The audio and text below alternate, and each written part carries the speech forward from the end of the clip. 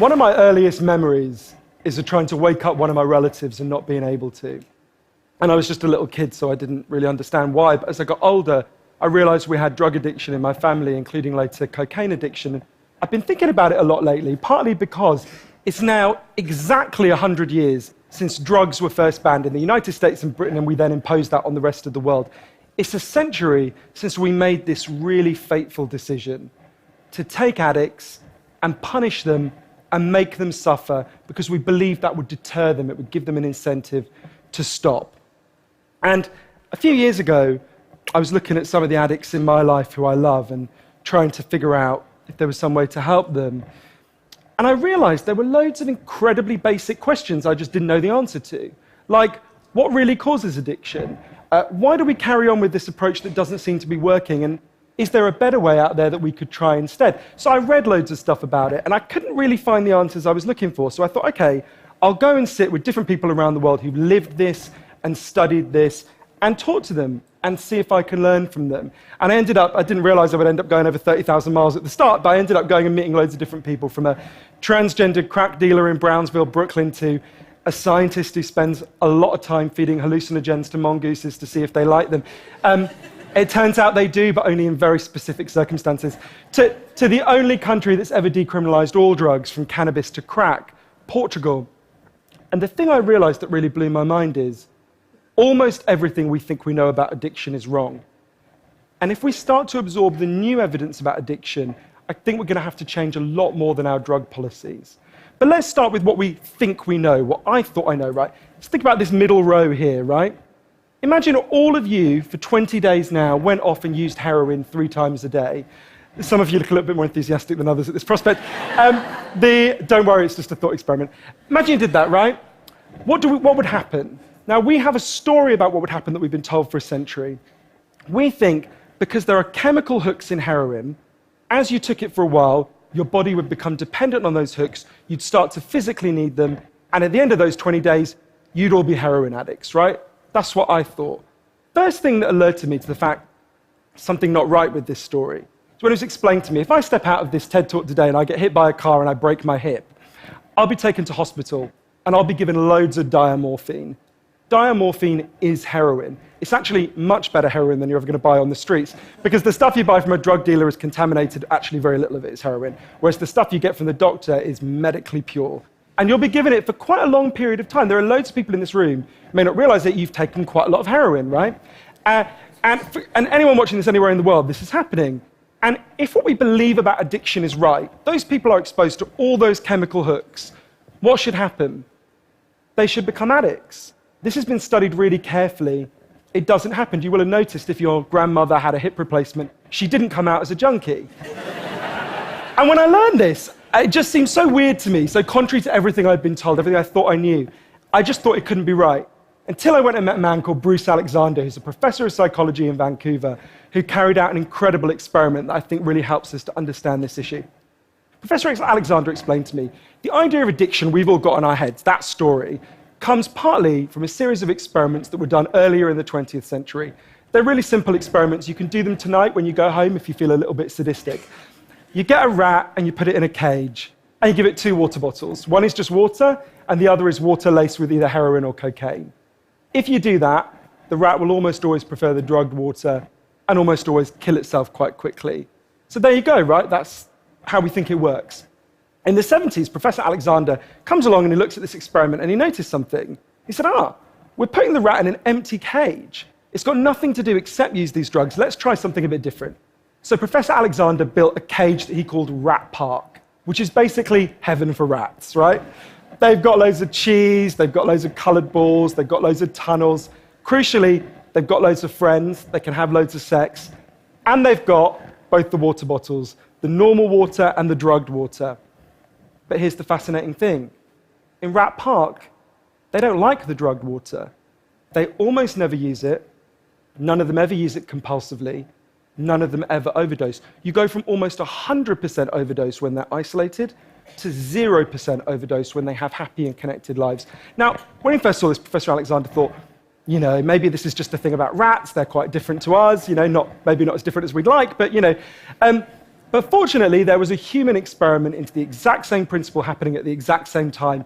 It was called the Vietnam War. In Vietnam, 20% of all American troops were using loads of heroin. And if you look at the news reports from the time, they were really worried because they thought, my God, we're going to have hundreds of thousands of junkies on the streets of the United States when the war ends.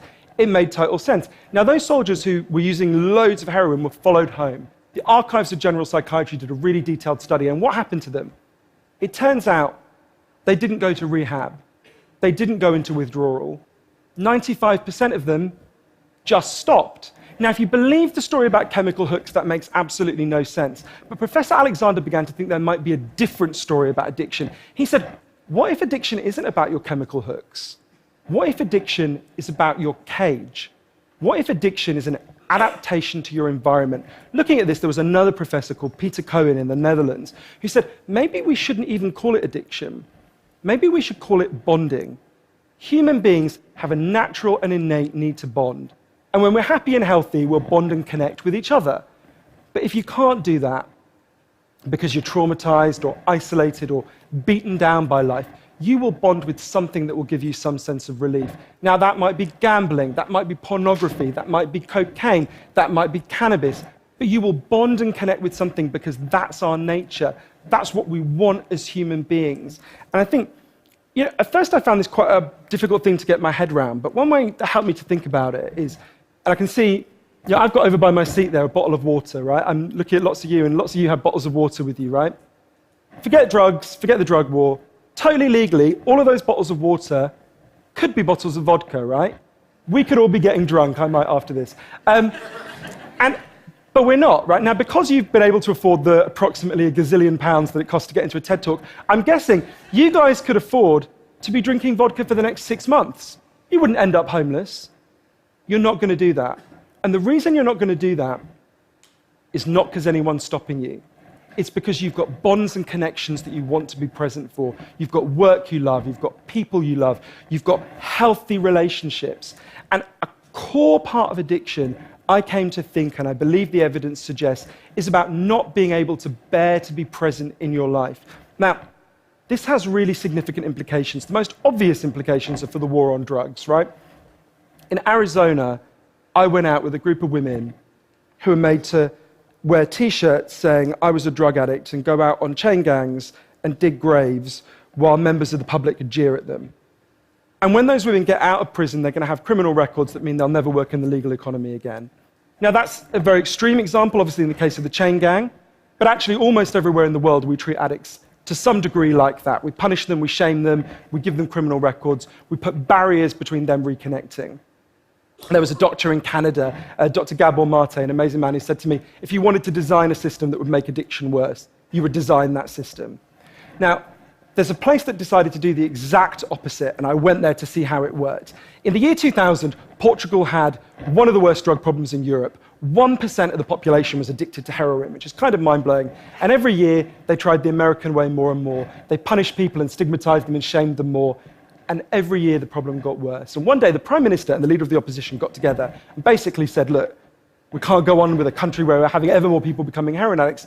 Let's set up a panel of scientists and doctors to figure out what would genuinely solve the problem. And they set up a panel led by an amazing man called Dr. João Goulão to look at all this new evidence. And they came back and they said, decriminalize all drugs, from cannabis to crack. But, and this is the crucial next step, take all the money we used to spend on cutting addicts off, on disconnecting them, and spend it instead on reconnecting them with the society. And that's not, essentially, that's not really what we think of. What they did wasn't really what we think of as drug treatment in the United States and Britain. So they do residential rehab, they do psychological therapy that does have some value. But the biggest thing they did was the complete opposite of what we do. A massive program of job creation for addicts and microloans for addicts to set up small businesses. So say you used to be a mechanic. When you're ready, they go to a garage and they'll say, if you employ this guy for a year, we'll pay half his wages. The goal was to make sure that every addict in Portugal had something to get out of bed for in the morning. And when I went and met the addicts in Portugal, it's fascinating. What they said is, as they rediscovered purpose, they rediscovered bonds and relationships with the wider society. It'll be 15 years this year since that experiment began, and the results are in. injecting drug use is down in Portugal, according to the British Journal of Criminology, by 50%, 50%. Overdose is massively down. HIV is massively down among addicts. Addiction in every study is significantly down. One of the ways you know it's worked so well is that almost nobody in Portugal wants to go back to the old system. Now, that's the kind of political implications. I actually think there's a layer of implications to all this research below that. You know, we live in a culture where people feel really increasingly vulnerable to all sorts of addictions, whether it's to their smartphones or to shopping or to eating. You know, before these talks began, you guys know this, that we were told we weren't allowed to have our smartphones on. And I have to say, a lot of you looked an awful lot like addicts who were being told their dealer was going to be unavailable for the next couple of hours. And, you know, a lot of us feel like that. And it might sound weird to say, oh, you know, I've been talking about how disconnection is a major driver of addiction. But weird to say it's growing because you think, well, we're the most connected society there's ever been, surely. But I increasingly began to think that the connections we have, we think we have, are like a kind of parody of human connection. If you have a crisis in your life, you'll notice something. It won't be your Twitter followers who come to sit with you. It won't be your Facebook friends who help you turn it round. It'll be your flesh and blood friends who you have deep and nuanced and textured face-to-face relationships with. And I think there's a study I learned about from Bill McKibben, the environmental writer, I think tells us a lot about this. It looked at the number of close friends the average American believes they can call on in a crisis. That number has been declining steadily since the 1950s. The amount of floor space an individual has in their home has been steadily increasing. And I think that's like a metaphor for the choice we've made as a culture, right? We've traded floor space for friends, we've traded stuff for connections, and the result is that we are one of the loneliest societies there has ever been. And yet, Bruce Alexander, the guy who did the Rat Park experiment, says, we talk all the time in addiction about individual recovery, and it's right to talk about that, but we need to talk much more about social recovery. Something's gone wrong with us, not just as individuals, but as a group. And we created a society where, for a lot of us, life looks a whole lot more like that isolated cage and a whole lot less like Rat Park. But if I'm honest, this isn't why I went into it, right? I didn't go in to discover the political stuff, the social stuff. I wanted to know how to help the people I love. And when I came back from this long journey and I'd learned all this, I looked at the addicts in my life, and if you're really candid, it's hard loving an addict, and there's going to be lots of people who know in this room you're angry a lot of the time. And I think one of the reasons why this debate is so charged is because it runs through the heart of each of us, right? Everyone has a bit of them that looks at an addict and thinks, I wish someone would just stop you.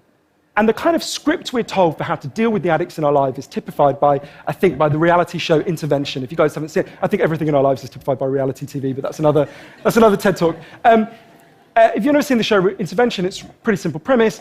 You get an addict, all the people in their life, gather them together, and say, if you don't shape up, they confront them with what they're doing, and they say, if you don't shape up, we're going to cut you off, right? So what they do is they take the connection to the addict and they threaten it. They make it contingent on the addict behaving the way they want.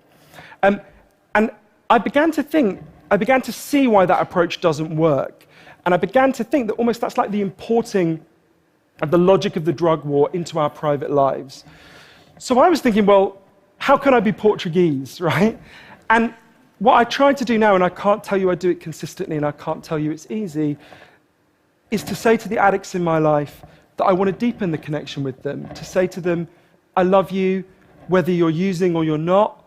I love you whatever state you're in, and if you need me, I'll come and sit with you, because I love you and I don't want you to be alone or to feel alone. And I think the core of that message, you're not alone, we love you, has to be at every level of how we respond to addicts, socially, politically, and individually. For 100 years now, we've been singing war songs about addicts. I think all along we should have been singing love songs to them, because the opposite of addiction is not sobriety. The opposite of addiction is connection. Thank you.